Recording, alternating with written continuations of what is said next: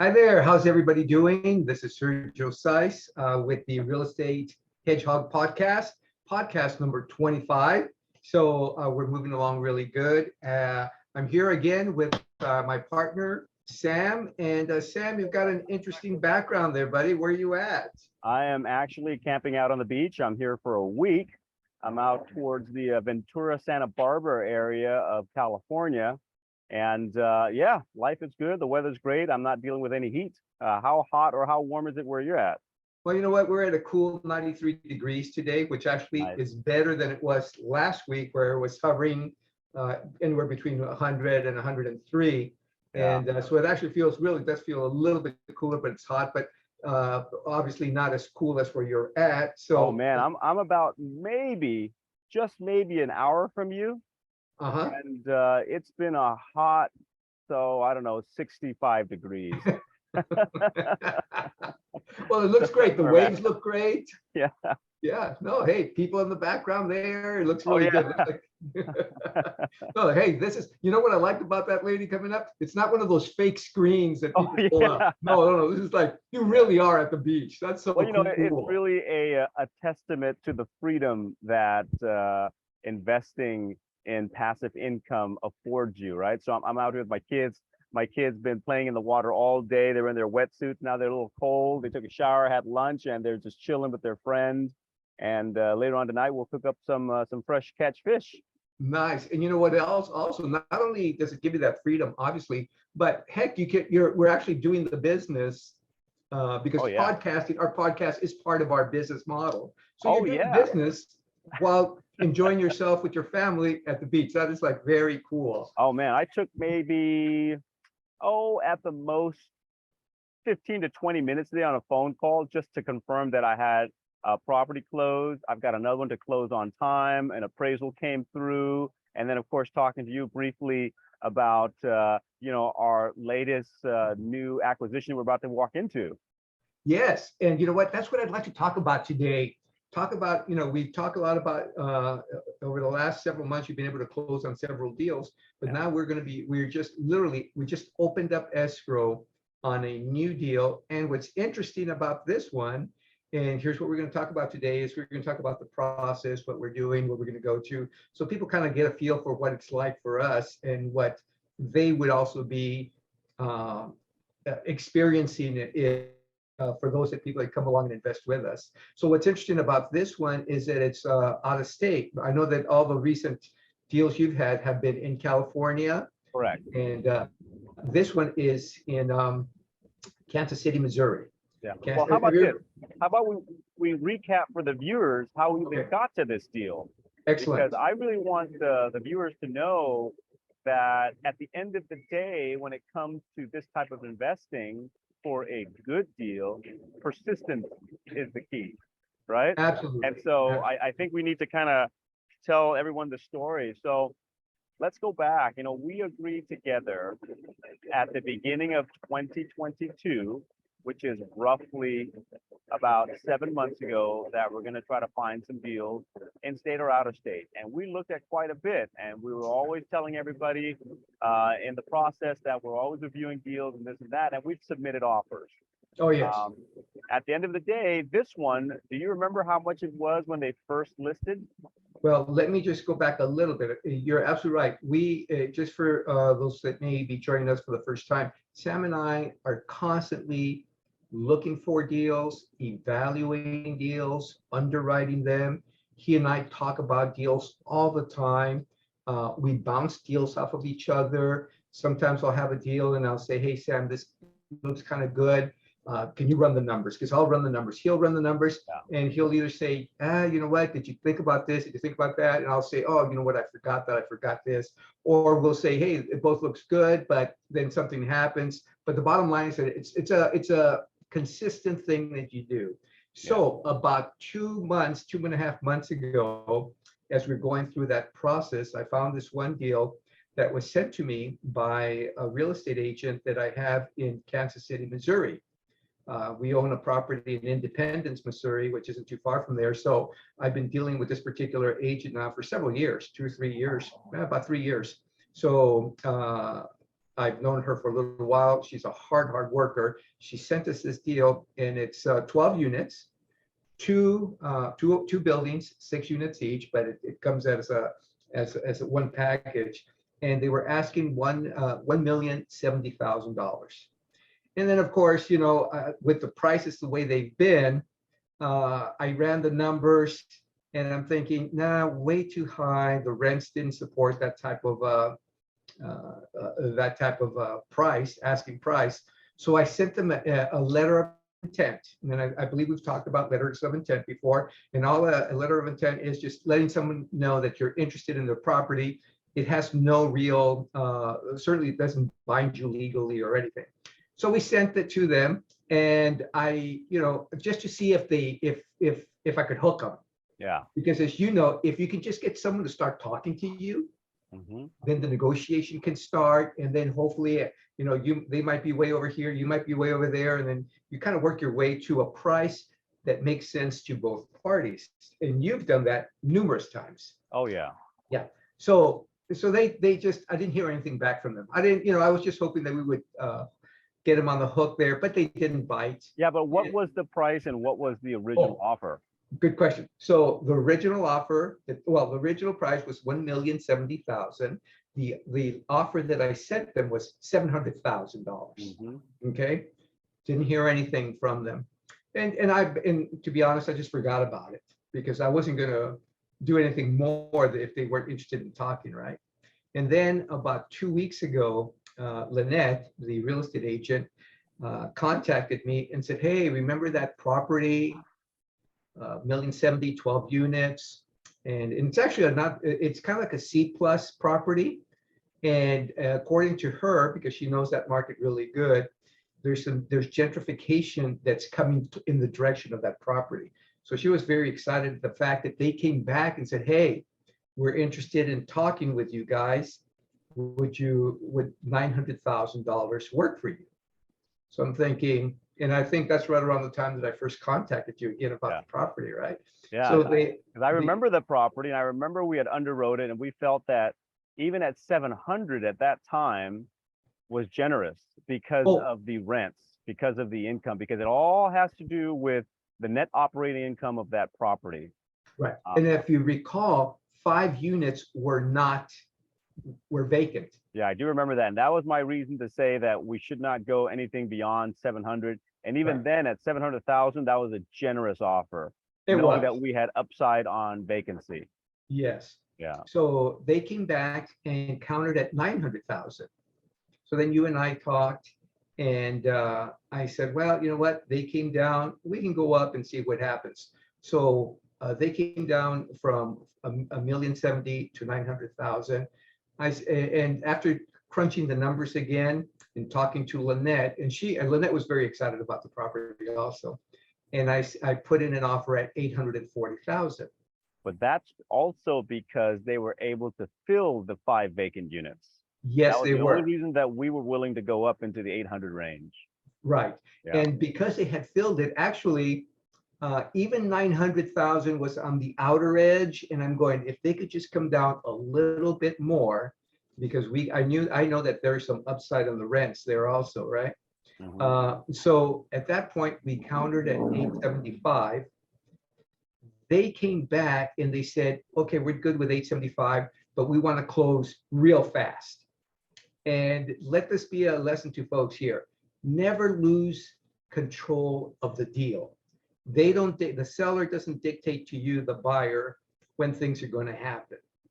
Now you may negotiate how things are going to turn out, but they said, no, we want to close in 4 weeks. And I talked to you about that, and you go, no, there's no way. And you're right. There was no way we're going to do that, right? Yeah. So we need the due diligence period, and that's very important when you're talking about any property, really. I mean, unless you have an abundance of money to throw away and gamble, you should always do your diligence on every property, because you just don't know, especially when it's out of the area, in this case, out of state. So by holding on to the basics of investing, it gives us time to do a little research, to go and inspect it in person, because it's the old see, touch, feel, right? You want to be able to see it, you want to be able to touch it, you want to be able to feel what's going on there. And if you can't do that and you're relying solely on a third party, independent or not, you're raising your risk by not personally being involved. And for us, the way we invest, we're always personally involved because of control. Yes. So they wanted a couple of things. They said, so I said 875 was okay. They were good with that. They wanted a way shorter closing time. And they also wanted, I had also offered just 1% on the earnest money. Yeah. So for those people that may not know what earnest money is, that's the money that you put down before you put your down payment down. And all it is it's letting the seller know that you're serious about this property. Yeah. So, but usually, and I was talking to you earlier today, and you were telling me how typically people are having to put up to 3% on earnest. Correct. It's always 2 to 3%. So that gives you a couple of senses here. One, this person is willing to deal, which is obvious by the fact that they came back to us months later at a lower price that we had offered. So that means that there's a high likelihood no one with a legitimate offer over 700,000 came to them, because if anyone provided that, they would have gone with that buyer. So us having a basically dangling offer that has no weight other than, hey, we're willing to buy it at 700,000, coming back to us months later, that tells us the ball is now in our court. Yes. Secondly, when they were willing to deal below their counter of 900, it's even stronger in our court. And then thirdly, like what you said, when we took control by negotiating the timeline on our terms, even though they wanted a quick close, that gives you a sense of where this seller is, the fact that they may know that the market's not turning in their favor. Right. And so these are the things that we always have to kind of balance, weigh, and keep in mind. That's why I want to see, touch, and feel the place.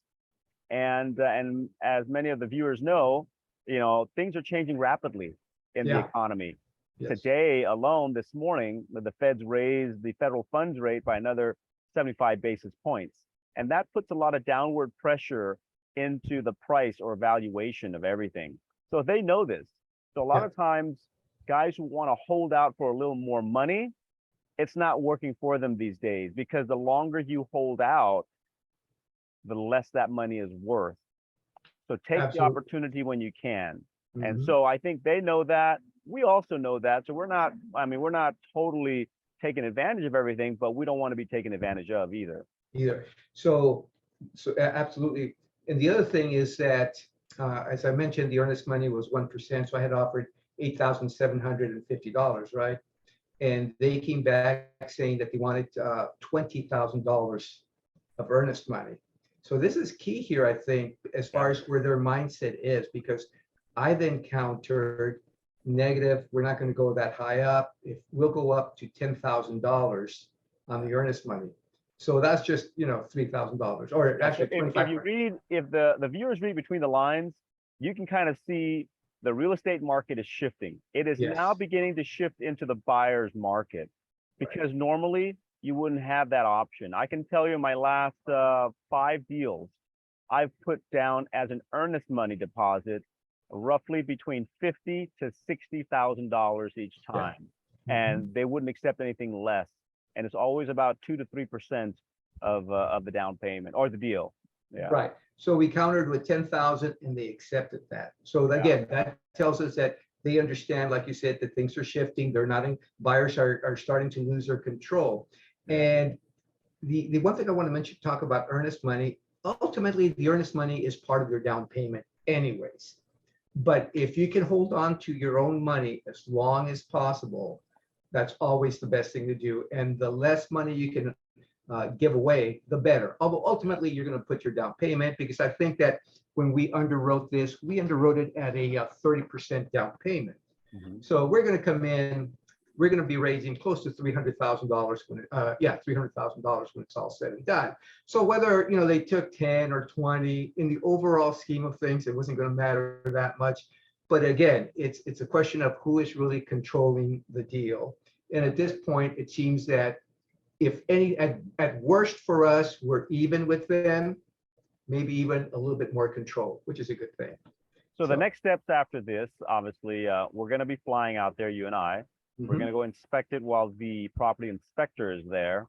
We want to take a look at each unit ourselves to see if there's any renegotiation that's necessary to make sure that it's, it's legitimate what they're reporting to us as far as the photos they send, the condition that they're claiming it to be in, and then we'll go from there. So step by step, that's our next step in due diligence.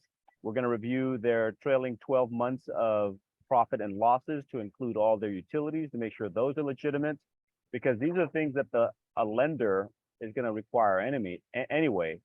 And what's the exciting news you want to broadcast to everybody today?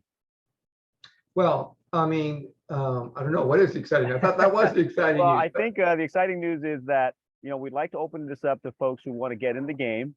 And if you Yes, want to get into multifamily investing and you have not yet, um, you know, got your foot in the door into that direction, this is an opportunity for you to kind of join us, especially for the folks who have been following us for a while, following our newsletter and communicating with us frequently, especially the attendees of the last two meetups that we had.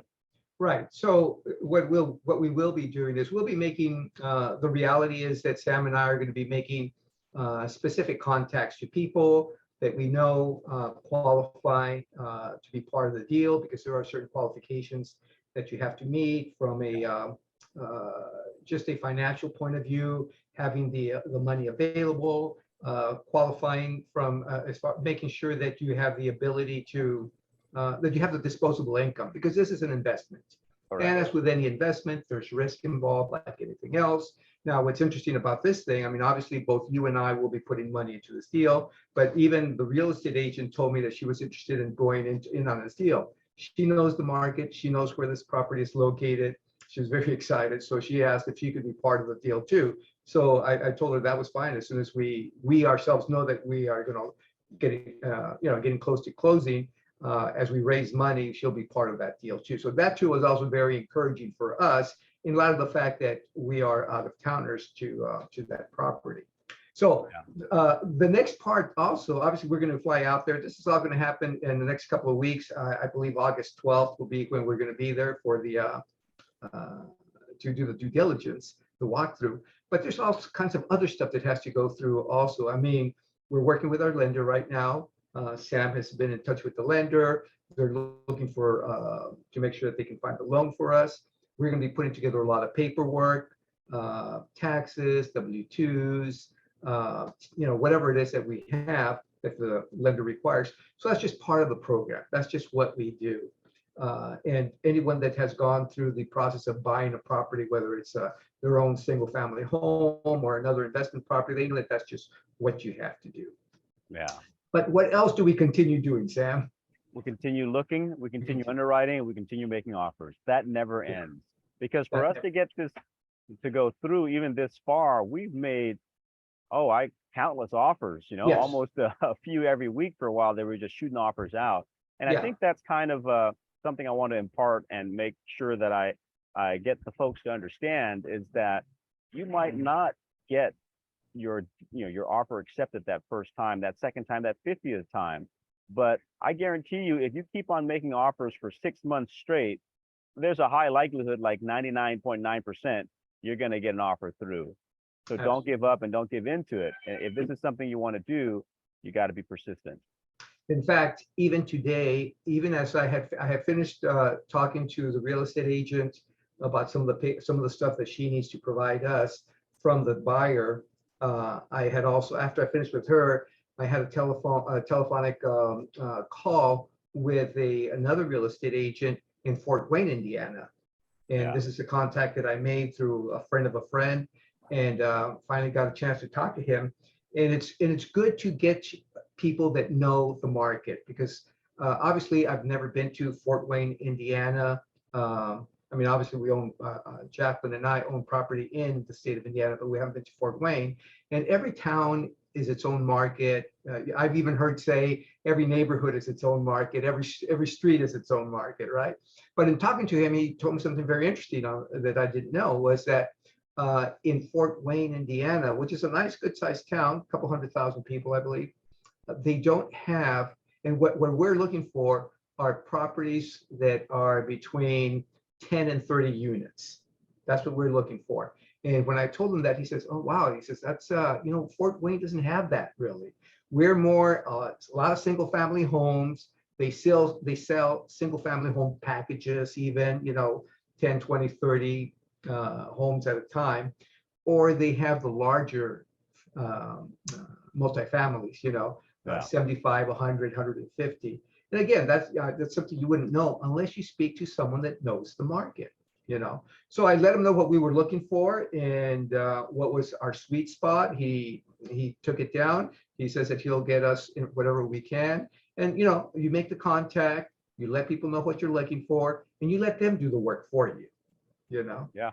And that's really how I know that that's what you do. You have a couple of real estate agents out in the Inland Empire, and you let them do the work for you. Oh, yeah, that's the deal funnel. It comes to me, and my last several deals, going on half a dozen or so now, are all off market. They're not listed on the market because of that. Exactly. Yeah. Exactly. Well, good. This is very exciting. We're looking forward to going through the process again and closing on this deal. And Hey, for those who are seriously interested and you're watching this right now, this is going to be published tomorrow, which is I think July 28th, 2022. It'll be published, and contact us, reach out to us, let us know what your thoughts are, what your interests are. You can get a hold of us at realestatehedgehog@gmail.com, or get online and go to hedgehogcapitalinvestments.com. There is a link in that webpage for you to put your application or put your information in, and then we'll review it and we'll take a look at it and we'll contact you back. In the meantime, if you like the content that we put out, make sure you like, share, and subscribe. And it gives us kind of hope that people are watching, and also put the word out, because I think everybody should deserve and have the opportunity to get this knowledge and grow financial independence. Absolutely. And you know what, folks, it's a great thing. It's a great experience. You really do grow and you learn a lot when you go through this process. Now, you yourself, may not have the time to do what Sam and I do, but then that's where partnering up with us can be a very lucrative thing for you also. So, Sam, thank you so much. I'm not going to take up too much more of your time because I know you're there. The family's waiting for you. I think you got to barbecue something or other. I do. Yeah. There's some fish going on the grill soon. Fish is going on the grill. Excellent. Yeah. Okay, so I'll see you next week then at our next podcast. Yeah, I'll be back in town next week. Okay, great. Excellent. And then don't forget that tomorrow, I don't know that people will have enough time if they're seeing this, but tomorrow we actually have our monthly Zoom meeting. Yeah. For the group of people that like to meet with us in person via Zoom to have these type of discussions and learn as much as we all can. So. All right. We'll see you tomorrow on Zoom. And then for everybody else, we'll see you guys next week. Take care. Thank you. You have a good one. Okay.